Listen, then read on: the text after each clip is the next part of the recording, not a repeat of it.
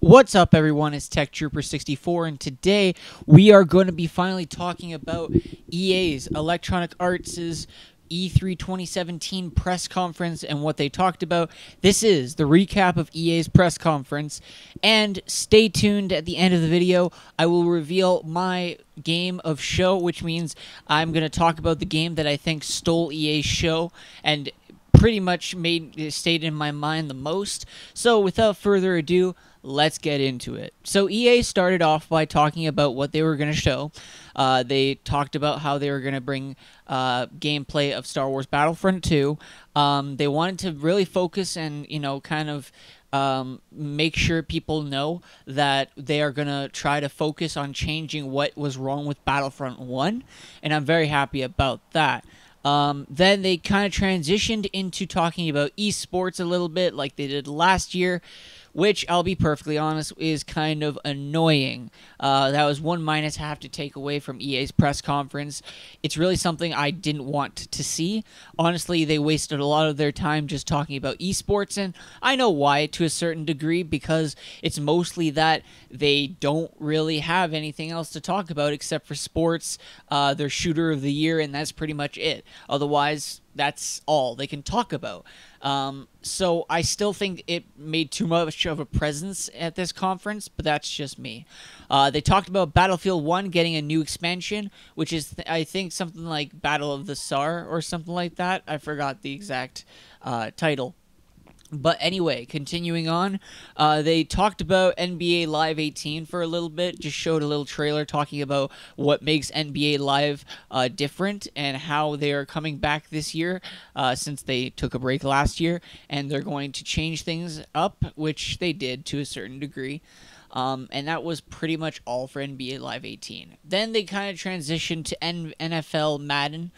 Or Madden NFL 18, and they talked about more of the story mode, which is, I think they called it the long shot, which is the story mode, of course, talking about, how a player who is older and aging wants to get back into the NFL. It looks interesting, but I'm not much of an NFL guy, so I'm probably not going to get it, nor am I interested in it. Then they talked about FIFA and how the Journey will be returning, and how Hunter, which I'm assuming is the guy from the first Journey from last year's FIFA, is returning with a new story mode, which is always good. It looks like more of the same of last year, so I'm not complaining about that.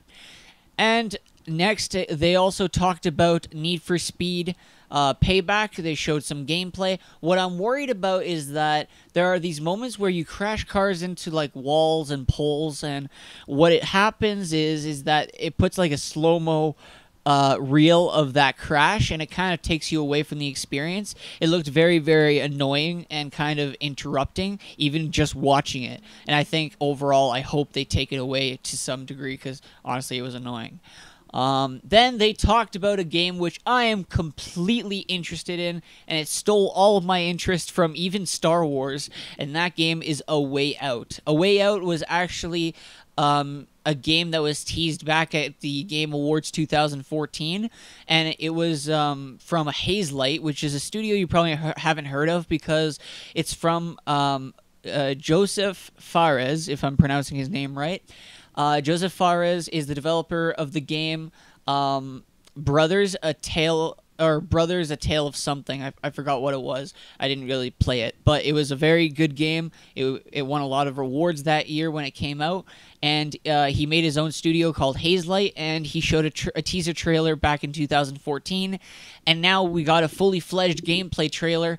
A Way Out is kind of like a mix between Uncharted, the Shawshank Redemption, and what's called Prison Break, and probably a whole bunch of others of gameplay. And it looks like Until Dawn too. It's just a cooperative experience, so it's not a single player game. You can't play it by yourself. You have to play it with someone else, whether it's online or split screen, and it looks interesting as hell. It's supposed to be coming out in the early 2018, which is great. I'm really excited about it, and you guys should be too. It looks good. I'll leave a link in the description below if you want to check out the live stream for yourself. And lastly, they finished everything off while talking about Star Wars Battlefront 2, and they showed a bunch of gameplay for a good 30 minutes. They showed off the new Theed Palace, like Naboo, from the prequels. They showed the clones versus the droids, the battle droids, and it looked really awesome. It was the first time that I can say I'm pumped to play as the clones and the droids because it looks phenomenal. Again, check it out in the link in the description below for yourself. It was literally amazing. It was the best thing I've ever seen, and it makes me more happy that I pre-ordered both the Xbox One and the PS4 version. Now, unfortunately, they didn't show much of the campaign, which makes sense, but they promised that the campaign will be something extraordinary for people to experience, and the DLC will be free. So that's obviously very, very exciting, and I like their conference overall. Now let's talk about how I rate the conference. Out of 10, I gotta say it's a 7, and I think it was Brian Altano from IGN who said if I had to rate it without Star Wars, it's a 6. And if he had to rate it with Star Wars, it's an 8.